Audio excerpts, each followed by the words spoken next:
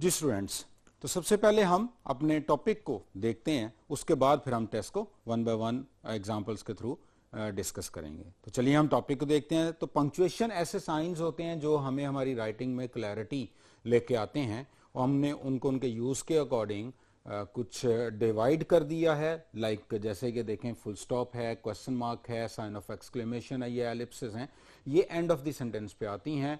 Colon जो है ये लिस्ट को इंट्रोड्यूस करवाने के लिए आता है। कॉमा और सेमी कॉलन से आइटम्स को या सेंटेंसेस को सेपरेट करने के लिए यूज़ किया जाता है। सिंगल इन्वर्टेड कॉमास और जो कोटेशन मार्क्स होते हैं वो कोटेशन के लिए या कुछ इंडिकेट करने के लिए होता है। फिर स्लैश और जो हाइफन होती हैं ये अल्टरनेटिव्स के लिए होते हैं, और जो ब्रैकेट्स हैं और जो एम डैश है ये एक्स्ट्रा इन्फॉर्मेशन को शो करने के लिए होता है। तो इस तरह से ये जो पंक्चुएशन है हम अपने यूज़ करते हैं और हम फिर इनको अपने टेस्ट के थ्रू देखेंगे भी। सबसे पहले हम देखते हैं कॉमा को। कॉमा के कुछ सर्टन हम यूजेस देखते हैं कि सीरीज में जब आइटम्स 3 और मोर देन 3 आइटम्स एंड से ज्वाइन करें और वो सीरीज में आए तो फिर हम कॉमास के साथ उनको सेपरेट करते हैं, और एंड पे जो एंड लगता है उससे पहले भी कॉमा आता है, उसको ऑक्सफोर्ड कॉमा या कैम्ब्रिज कॉमा या ऑक्सफोर्ड कॉमा भी कहते हैं। फिर कोऑर्डिनेट एडजेक्टिव्स होते हैं, ये भी हम टेस्ट में देखेंगे। कोऑर्डिनेट एडजेक्टिव्स ऐसे एडजेक्टिव्स जो नाउन से पहले यूज हों और वो सेम क्वालिटी रखते हों और दोनों ही इक्वल इक्वल फोर्स के हों, तो उनके दरमियान कॉमा आता है। उसको किस तरह से करते हैं टेस्ट में हम उसको भी देखेंगे। फिर हम कंपाउंड एलिमेंट्स को, जब दो सेंटेंसेस को हमने जब सेंटेंसेस का टॉपिक पढ़ा था तो कंपाउंड सेंटेंस में हमने देखा था कि फैन बॉयज के साथ जब दो सेंटेंस को ज्वाइन किया जाता है, कंपाउंड सेंटेंस बनाया जाता है, तो उस वक्त भी हम कॉमा के साथ कॉमा यूज़ करते हैं। फिर इंट्रोडक्टरी एलिमेंट्स होते हैं, जैसे प्रपोजिशनल फ्रेज है, जैसे प्रपोजिशनल फ्रेज अगर स्टार्ट में आ जाए, लॉन्ग प्रपोजिशनल फ्रेज आ जाएं या एडवर्बियल इन्फिनेटिव्स आ जाएं, तो हम जो कॉमा लगाते हैं मेन क्लॉज से पहले तो इंट्रोडक्टरी एलिमेंट्स के साथ भी यूज़ किया जाता है। नॉन एसेंशियल एलिमेंट्स हमने एसेंशियल नॉन एसेंशियल क्लॉज पढ़े थे। फिर पॉजिटिव्स होते हैं, उनके अगर नॉन एसेंशियल हों तो उनके साथ कॉमास यूज़ करते हैं। प्रीवियस लेक्चर में टेस्ट में हमने डिस्कस भी किया था। फिर डेट और एड्रेस, अगर डेट और एड्रेस सेपरेटली अलग-अलग लिखा हो तो हर आइटम के बाद हम कॉमा यूज़ करते हैं, इंक्लूडिंग द लास्ट वन।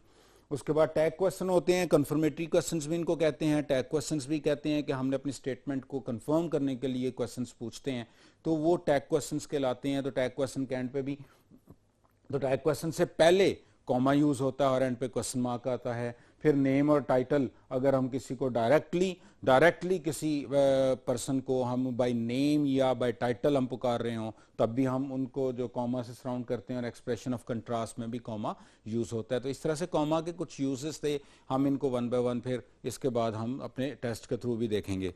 अब नेक्स्ट हमारे पास क्या आता है जी? नेक्स्ट हमारे पास है सेमी कॉलन।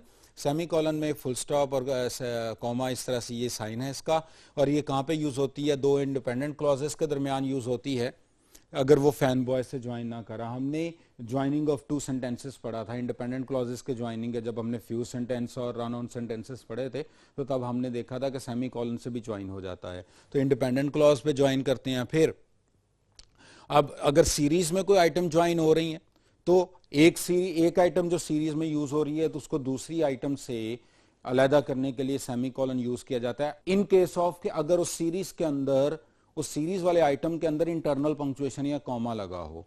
फिर हम फैन बॉय से पहले भी सेमी कॉलन यूज करते हैं अगर उस सेमी कॉलन से पहले वाले क्लॉज में कोई इंटरनल पंक्चुएशन या कॉमा लगा हो। फिर इंडिपेंडेंट क्लॉजेस को ज्वाइन करने के लिए अगर वो इंडिपेंडेंट क्लॉज कंजंक्टिव एडवर्ब से पहले ज्वाइन हो रहा हो तो कंजंक्टिव एडवर्ब से पहले भी सेमी कॉलन आती है।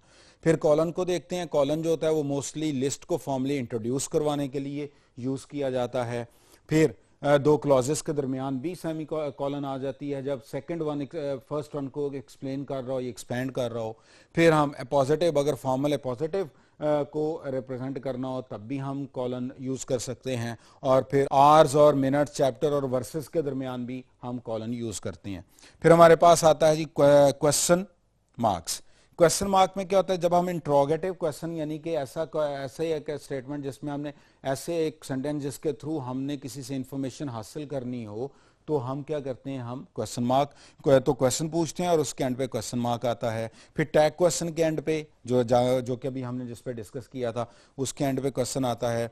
फिर रिटोरिकल जो क्वेश्चंस होते हैं, ऐसे क्वेश्चन जिनका आंसर नहीं होता, दे लाइक हु केयर्स, तो ऐसे रिटोरिकल क्वेश्चन है, इनके एंड पे भी क्वेश्चन मार्क आता है। तो ये हमारे पास क्वेश्चन मार्क था। अब हम नेक्स्ट देखते हैं एपोस्ट्रोफी को। जी स्टूडेंट्स, तो अब हम एपोस्ट्रोफी को देखते हैं। Apostrophe most of the time ownership के लिए शो की जाती है, यूज की जाती है। ऑनरशिप चाहे ज्वाइंट हो चाहे इंडिविजुअल हो। अगर इंडिविजुअल ऑनरशिप होगी तो हर नाउन के साथ, हर एक के साथ एपोस्ट्रोफी लगेगी। अगर ज्वाइंट होगी तो सिर्फ एक एपोस्ट्रोफी का यूज करेंगे, अभी हम टेस्ट में देखेंगे। फिर हमने प्लूरल्स बनाने हों, जैसे लेटर्स के प्लूरल होते हैं, जैसे ए है, ए के साथ एस लगाएं तो उसका प्लूरल एज हो जाएगा। तो इस तरह से लेटर्स के साथ हम प्लूरल बनाने के लिए हम यूज करते हैं। फिर कॉन्ट्रैक्शन के लिए एपोस्ट्रोफी का यूज किया जाता है कि जहां पे ऐसे मैडम को थैंक यू मैम में मैम है, तो हमने दरमियान में से वर्ड जो स्किप किए हुए हैं वो वहां पे एपोस्ट्रोफी है तो उसको कॉन्ट्रैक्शन कहते हैं। तो कॉन्ट्रैक्शन के लिए भी जो एपोस्ट्रोफी यूज होती है। फिर नेक्स्ट आता है जी एक्सक्लेमेशन मार्क। एक्सक्लेमेशन मार्क जो है वो स्ट्रॉन्ग फीलिंग्स के लिए शो किया जाता है। और एक्सक्लेमेशन मार्क जो होता है वो अगर एंड ऑफ द सेंटेंस पे आए तो वो फुल स्टॉप को रिप्लेस कर जाता है, यानी कि ये और फुल स्टॉप इकट्ठे, इसके साथ कोई और दूसरा साइन नहीं यूज करेंगे, और वार्निंग के लिए भी यूज किया जाता है। हाइफन देखिएगा, हाइफन में क्या होता है कि ज्वाइन टू और मोर word stands for a single adjective. अगर किसी नाउन से पहले कंपाउंड एडजेक्टिव आ जाए, ऐसा एडजेक्टिव या दो से ज्यादा वर्ड्स के साथ मिलकर बना हो, तो कंपाउंड एडजेक्टिव अगर नाउन से पहले यूज हो रहे हो तो हम उनको हाइफनेट कर देते हैं। फिर हाइफन जो है वो अगर जो फ्रैक्शंस होते हैं, फ्रैक्शंस के साथ में भी जो हाइफन यूज की जाती है। फिर हाइफन जो है वो जॉब टाइटल के साथ भी यूज किया जाता है। फिर हाइफन जो है वो प्रीफिक्सेस से पहले, जो नाउन से पहले, प्रॉपर नाउन से पहले जो प्रीफिक्स लगाया जाता है उनको भी हाइफनेट किया जाता है। फिर जो सेल्फ वाले प्रीफिक्स होते हैं, एक्स वाले प्रीफिक्स होते हैं, उनको भी हाइफनेट किया जाता है।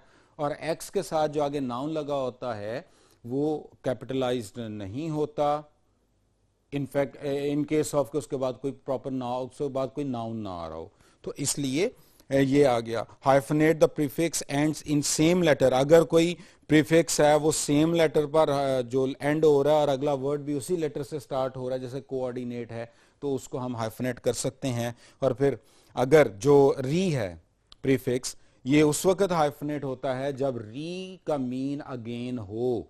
लेकिन अगर जैसे recover, he recovered the sofa, दोबारा ढांप दिया, अगर अगेन उसका मीनिंग है, लेकिन ही रिकवर्ड फ्रॉम इलनेस होगा तो फिर हम जो हाइफन है वो यूज नहीं करेंगे। तो ये चंद एक पॉइंट्स थे जो कि हमने जल्दी से देखा। इंशाल्लाह, अल्लाह हाफिज।